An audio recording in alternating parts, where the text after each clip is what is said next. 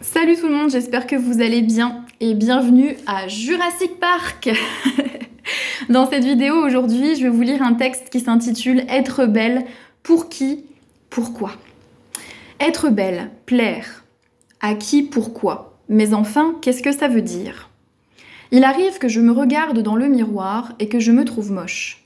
Parce que j'ai des cernes, quelques rides, la mine fatiguée. Parce que je ne souris pas, parce que je ne suis ni maquillée ni coiffée. Je me regarde beaucoup, mais rarement pour me trouver belle. Je me regarde pour vérifier que je n'ai pas le mascara qui a coulé, une étiquette qui dépasse, une tache mal placée, ou pour être sûre que les pièces de vêtements que j'ai choisies s'accordent bien. Je me regarde pour savoir de quoi j'ai l'air, pour être sûre que ça va plaire. À qui et pourquoi? Aux autres sûrement. À ceux qui vont me regarder à leur tour, qui vont juger mon air, ma coiffure, mes vêtements, qui vont peut-être penser que je suis belle ou moche, séduisante ou insignifiante, sympathique ou peu avenante. Ces autres qui prennent tant de place à mes yeux et qui dirigent le regard que je porte sur moi, ont-ils au moins des noms? Non, ce sont des passants, des gens comme ci comme ça, mais ils sont aussi mes amis, mon amoureux, mes collègues, mes parents, et ceux que j'aime et que j'estime. Oui, parfois ils ont des noms. Je ne me suis jamais préoccupée de mon apparence ou même de l'image que mon corps ou mon physique pouvait renvoyer. Tout allait bien, jusqu'à ce qu'on commence à dire des choses, jusqu'à ce qu'il commence à poser des regards et des mots sur mon physique. D'abord le médecin qui a décrété à l'âge de 7 ans que j'étais trop grosse et qu'il fallait faire attention. Moi qui mangeais de tout avec plaisir, j'ai découvert que c'était mal d'être grosse et surtout de trop manger. Le regard sévère de ma mère quand j'osais ouvrir le placard à gâteaux pour prendre un petit goûter en disait long. Elle ne manquait pas de me surveiller à chaque repas, de me rappeler les conseils du médecin et de me dire que c'était pour mon bien. Ne reprends pas de pain, tu en as assez. Pas de sauce, c'est mauvais pour ton poids. Arrête de manger des gâteaux, tu es grosse. C'est au travers de tous ces interdits, ces remarques et la peur de devenir grosse ou encore de le rester que j'ai commencé à avoir peur de manger. Quand ma grand-mère m'encourageait gentiment les dimanches à prendre un morceau de brioche, je ne disais plus oui avec joie, j'hésitais, fébrile, comme si c'était mal, et j'attendais du coin de l'œil le feu vert de ma mère qui était devenu mon pire cauchemar. Tu en reprendras un peu des pâtes et des haricots. Oh que oui, qu'est-ce que j'en ai envie, en plus j'ai faim. Non, je n'en reprenais plus. J'avais encore faim, mais il fallait que je maigrisse et 2 fois des pâtes, c'était trop. Que je me suis sentie coupable à chaque petit croc dans un plaisir salé ou sucré. Et aujourd'hui, à 31 ans, j'ai encore peur de grossir quand je me fais plaisir. Ensuite, il y a eu les seins, la poitrine qui a poussé.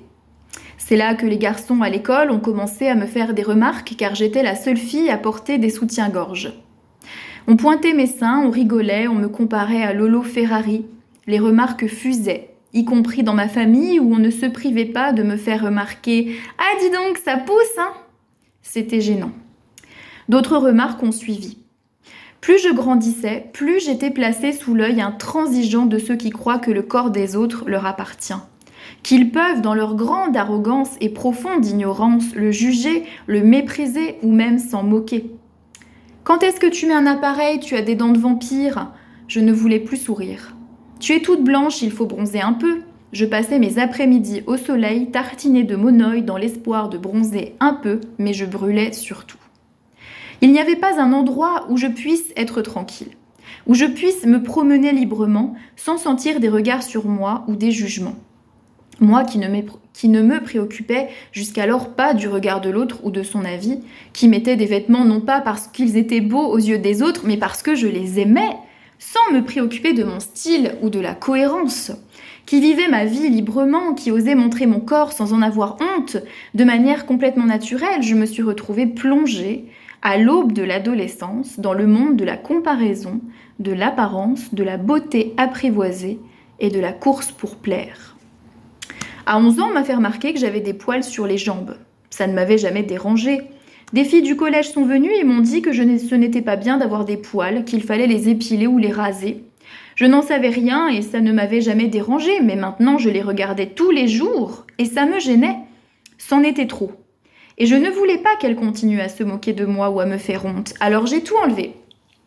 J'ai commencé par les jambes, puis les dessous de bras, pour finir par le sexe. Parce qu'un garçon m'avait dit un jour que j'avais trop de poils en bas et que ça ne lui convenait pas.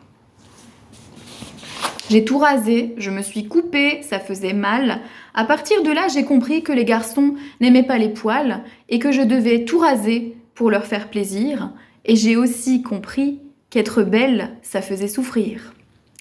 On a dit tellement de choses à mon corps depuis que je suis née. On lui a donné tellement d'ordres que je ne les compte plus.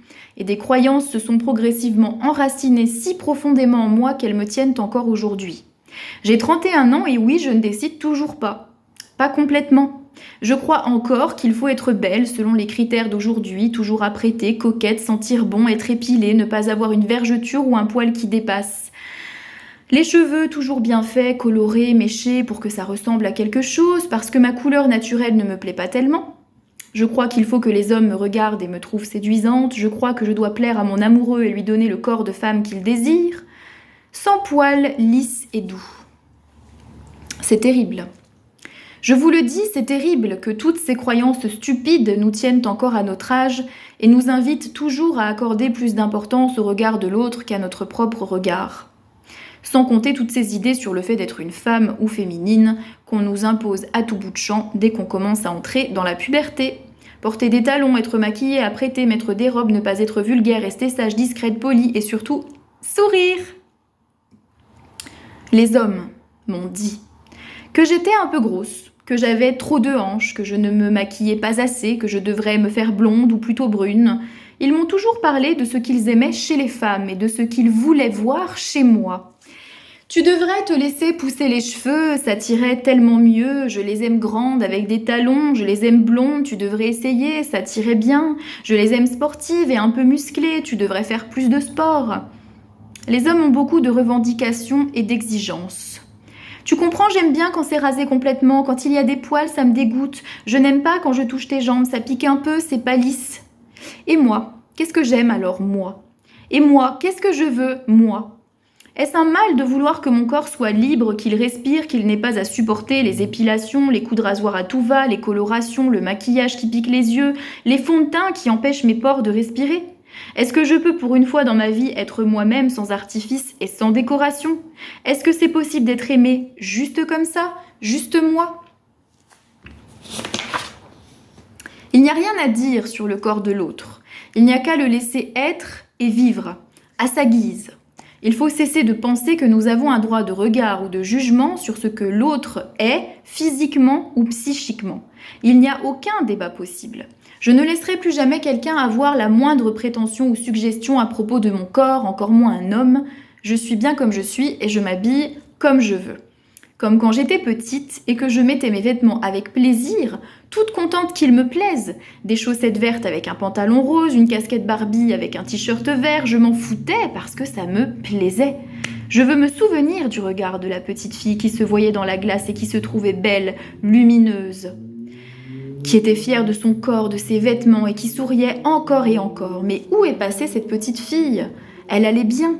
Elle était bien dans son corps, jusqu'à ce que quelqu'un lui dise que ça n'allait pas. Les parents décident pour nous habillent, nous coiffent, nous apprêtent et nous décorent de tout un tas de couleurs ou d'accessoires déterminant nos goûts et nos préférences sans le savoir.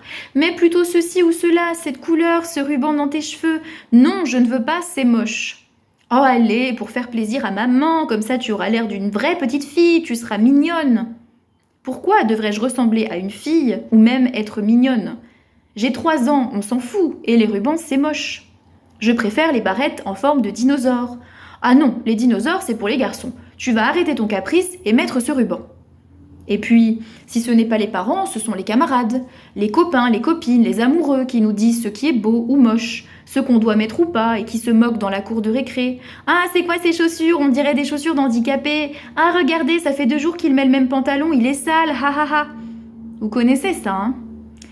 Si les adultes peuvent être cruels avec les enfants entre eux peuvent être affreux et particulièrement virulents, résultante d'une éducation qui critique le corps, qui encourage certains critères de beauté et qui rejette tout ce qui ne rentre pas dans la norme. Ça fait des générations que ça dure et que ces pensées, aussi solides que des racines de chien-dent, inondent les intérieurs. Les cours de récré, les salles de classe, les salles de réunion, les supermarchés, les écrans, les réseaux sociaux, les panneaux publicitaires, partout, tout le temps. Comment y échapper ? Comment ne pas cultiver ce mode de pensée ? C'est dramatique de constater que nous n'abordons l'autre que dans une optique d'analyse, de jugement ou de catégorisation, de voir que nous ne pouvons pas juste l'accueillir tel qu'il est, de constater que dès l'âge de 4 ou 5 ans, les enfants se critiquent les uns les autres, se moquent et font preuve d'une grande cruauté quand l'un ou l'autre n'est pas normal ou comme on aimerait qu'il soit. C'est comme ça que j'ai vu des petits-enfants pointer du doigt une de leurs camarades en disant qu'elle puait, et en l'isolant du reste du groupe en toute impunité sans avoir conscience du mal que ça cause. C'est comme ça que ça commence. Par des moqueries, des blagues blessantes, des remarques ou des réflexions. « Ah, mais c'est bon, c'est pour rire, t'es bien susceptible !» Et puis on passe toute une vie à se demander comment on doit être pour plaire aux autres, ce qu'on doit faire pour être accepté, aimé ou pour ne pas puer comme cette petite fille. On ne mesure pas l'impact des mots, mais c'est très fort. Et d'une toute petite remarque peuvent découler des années de souffrance et de mal-être. On se souvient tous et toutes de ces mots et de ces remarques. Alors adressons-nous des jolis mots, des mots sympathiques et gentils. Alors maintenant, regardons-nous avec amour et fierté, portons les vêtements que nous aimons. Ne suivons pas les dictates ou les effets de mode qui de toute manière ne durent pas. Ne soyons pas quelqu'un pour l'autre, mais juste nous-mêmes. Parce qu'en réalité, ça suffit. Ce respect du corps de l'autre, de ses choix et de ses goûts doit s'apprendre dès le plus jeune âge. Et plus que les enfants, les adultes doivent être éduqués à cela aussi, très sérieusement et en profondeur. Si j'ai une fille plus tard, je ne voudrais pas qu'elle se cache ou qu'elle subisse les jugements ou les remarques. Je voudrais lui dire qu'elle a le droit. Qu'elle a le droit et que c'est son corps, qu'il n'appartient qu'à elle, pourvu qu'elle en prenne soin, qu'elle le traite bien et qu'elle l'aime. Car un corps dans cette vie, nous n'en avons qu'un. Et nous n'avons pas à le contraindre à la volonté de l'autre. Merci de m'avoir écouté. Prenez soin de vous. À bientôt.